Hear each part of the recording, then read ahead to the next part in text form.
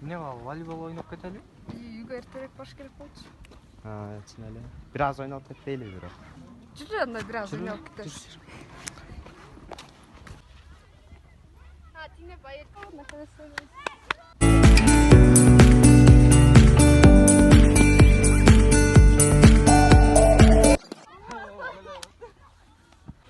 Saat 3 болуп кетти. Мен үйгө бататтан кетишим керек. Анан жолго алып, волейболго келели.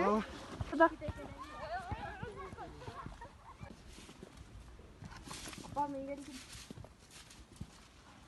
Ай, каякта жүрөсүң? Саат 4 болду го. Топ ойноп жүрдүм.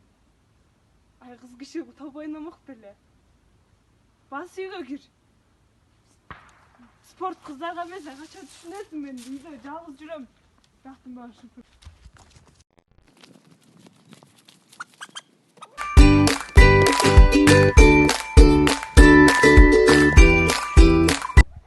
Эртең саат 2-де келесиң.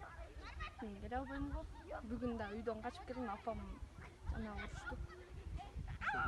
Спорт жакты жиберишпейт, Спорт деген жакшы да. Ооба, балдарга эле жыргалы, калагын кылып коюп жүрүлө кет. Ой, кечикти.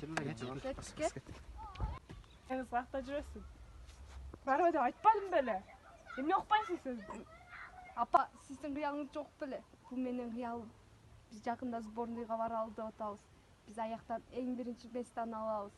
Баарынан кыйын болобуз. Эмнеге кыздар барбашы керек? Эмнеге балдарга баары болот?